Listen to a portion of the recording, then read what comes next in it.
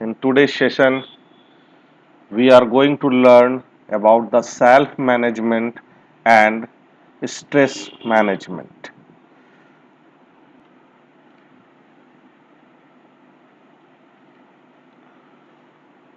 What is self management?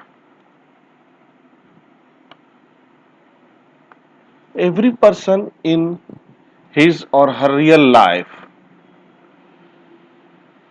play a various role and carries different responsibility day by day.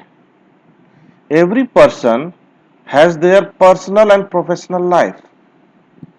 He or she has to work in home, in office, have to work for himself for improvement, have to give time to their friends.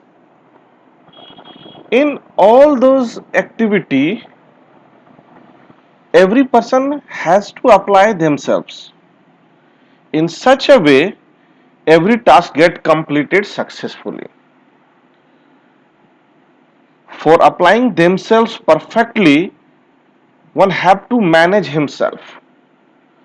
Managing themselves is in every situation is nothing but a self management.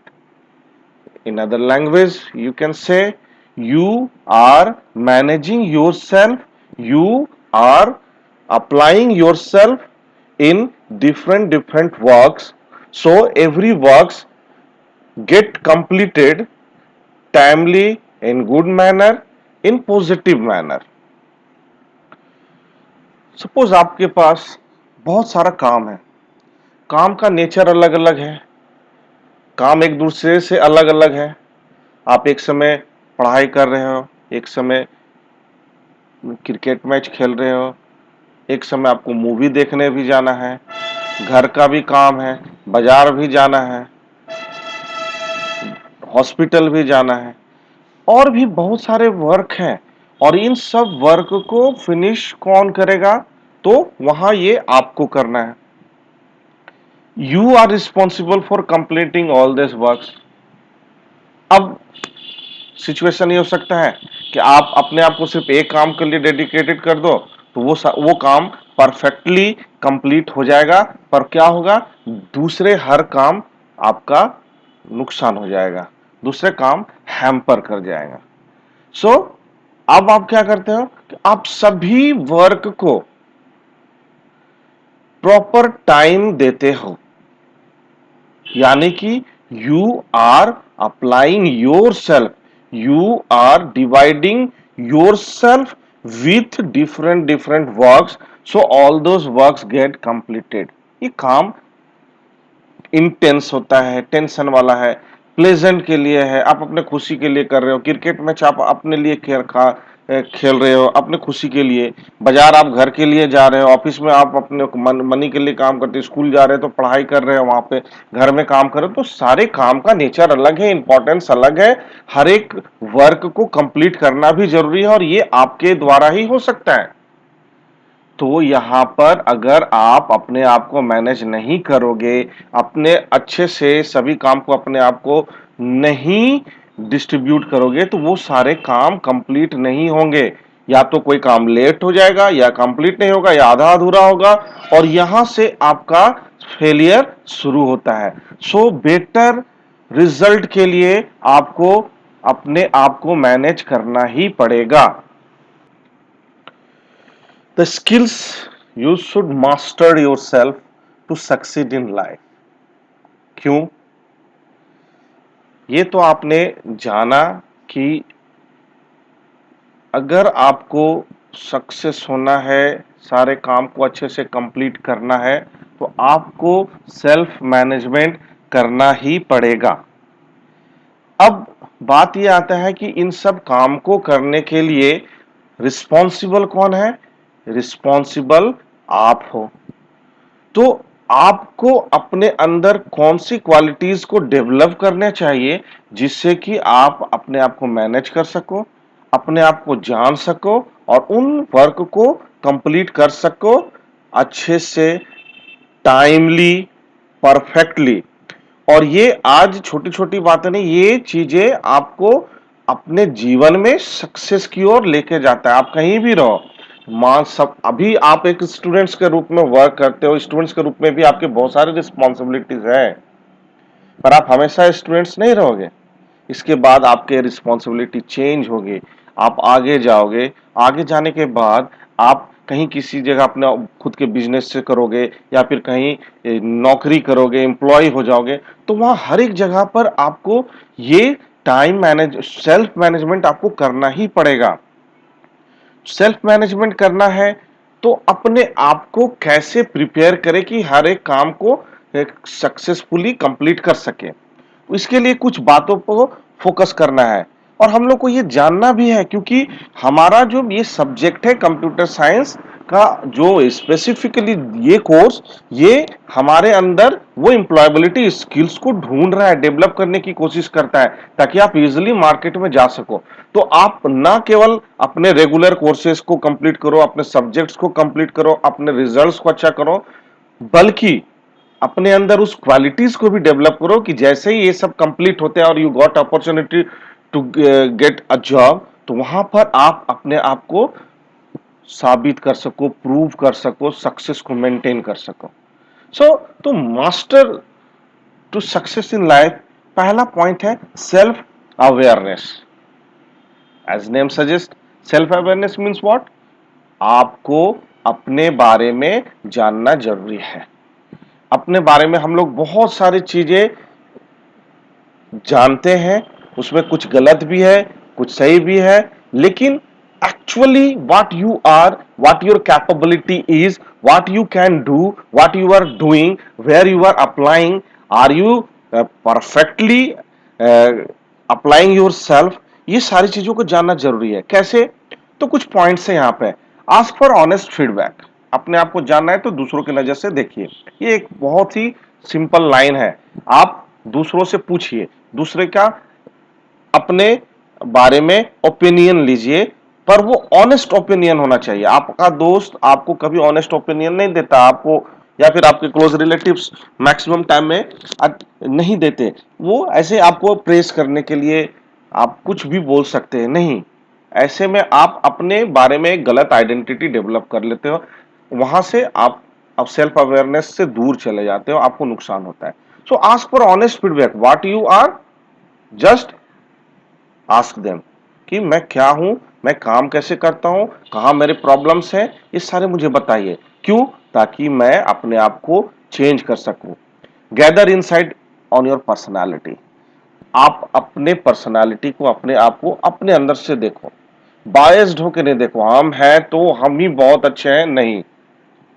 You should realise about yourself, think about your daily interaction and how you handled any situation well or could have handled them differently। ये बहुत important points हैं students. You should understand, you should learn. कैसे? कोई भी situation आया, आपने उसे handle किया, तो आप उसे हैंडल करते हो, क्या हो सकता है वो अच्छे से कंप्लीट हो गया या फिर नहीं हो पाया। doesn't matter the result, the matter how you handle the situation। अब उसको इंट्रोस्पेक्शन करना है, उसके बारे में सोचना है कि ये जो सिचुएशन आया था मेरे पास और मैंने इस तरीके से हैंडल किया, तो क्या वो सही तरीका था और कितने अलग तरीके से हैंडल किया जा सकता था। और जब आपने हैंडल किया तो आपके अंदर की कौन कौन सी क्वालिटी उनको मदद किया आपको हैंडल करने के लिए, और वो क्या क्वालिटी आपकी हेल्प रियल में कर पाए कि अपने अंदर में हमें चेंजेस की आवश्यकता है। सक्सेसफुल होने के लिए जो दूसरी पॉइंट्स है जिसके बारे में हम लोग अभी डिस्कस करेंगे, वो है रिस्पॉन्सिबिलिटी। रिस्पॉन्सिबिलिटी, जब कभी आपको कोई टास्क मिलता है किसी के द्वारा, टीचर्स के द्वारा, पेरेंट्स के द्वारा या स्टूडेंट्स अपने फ्रेंड्स के द्वारा, या लाइफ में आपने कोई भी एक टास्क मिला, एक चीज है जिसको आपको करना है, तो वो रिस्पॉन्सिबिलिटी को आपको खुद लेना चाहिए। Taking responsibility for your task is very important. Taking ownership, आप वो काम को ऑनरशिप करो कि नहीं, ये काम मेरा है, मुझे मिला है और इसे मुझे खुद करना है। बहुत बार क्या होता है कि आपको कोई काम मिला, आपने वो काम किसी और को असाइन कर दिया, तो यहां आपने ऑनरशिप तो लिया, रिस्पॉन्सिबिलिटी तो लिया, पर आपने ये काम किसी और के ऊपर में छोड़ दिया। अब वो उसको कैसे कंप्लीट करते हैं, you are dependent on them. वहां पर वो इंप्रूव कर जाएंगे, आप उसके ऊपर में आपको डिपेंड होना, वो काम वो कंप्लीट करके देंगे तब आप वो होगा। नहीं, ऐसे में आपका इंप्रूवमेंट नहीं होगा, आपका स्ट्रेस मैनेजमेंट नहीं होगा, आप अपने आप को उस काम को सीख नहीं पाओगे। ऐसे सिचुएशन में हमेशा रिस्पॉन्सिबिलिटी खुद को लेना चाहिए, काम को खुद कंप्लीट करना चाहिए, take the help from others, but वो काम की प्रायोरिटी, वो काम को कंप्लीट करने की जो रिस्पॉन्सिबिलिटी है वो आपका होना चाहिए। क्योंकि जब आप काम के रिस्पॉन्सिबिलिटी लेते हो तो आपके अंदर तो वो काम आप खुद कंप्लीट करते हो, आप इंप्रोवाइज करते हो, नहीं जानते तो सीखते हो, अपने आप को डेवलप करते हो, और दूसरों पे आपका जो डिपेंडेंसी है वो कम होता चला जाता है, और आप एक परफेक्ट पर्सन बन के आते हो जो हर एक काम को अच्छे से कर सकते हैं। और ये रिस्पॉन्सिबिलिटी लेने वाले पर्सन के ही डिमांड आज के डेट में हमेशा से रहा है, नॉट आज के डेट नहीं, हमेशा से रहा है।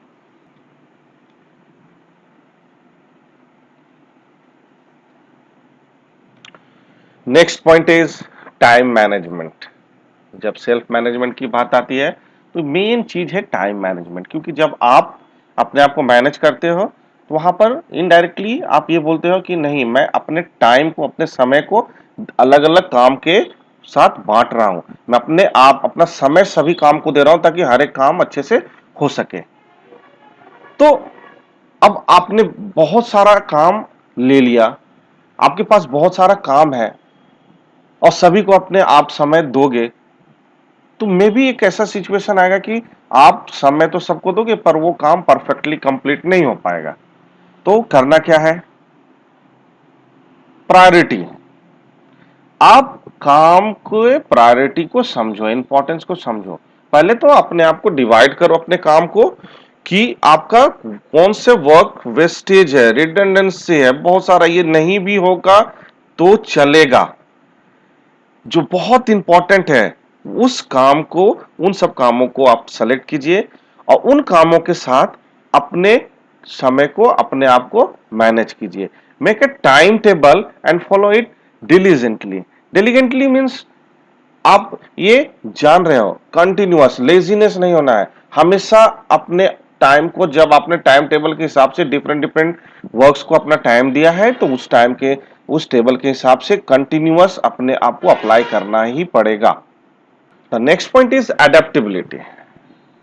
एडेप्टेबिलिटी का मतलब क्या है, थोड़ा सा कॉम्प्लेक्स वर्ड है, घबराने का नहीं है। एडेप्टेबिलिटी मीन्स आपको सिचुएशन के हिसाब से चेंज होना है।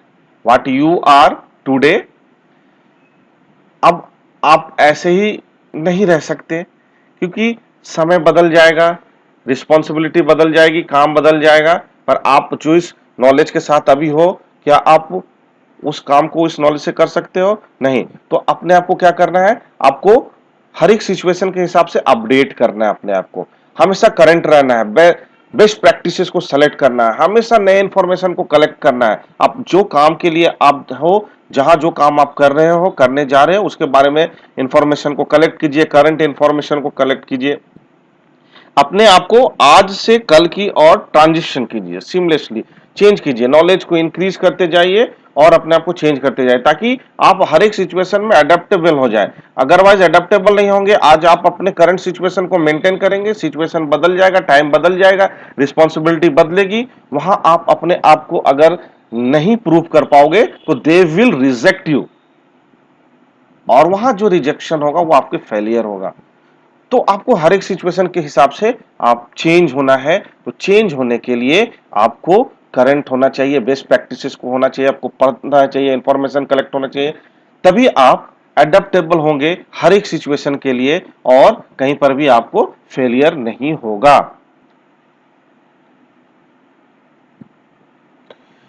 Now from next slide we are going to learn about the stress and stress management. We will learn that stress and stress management in the next part of this video.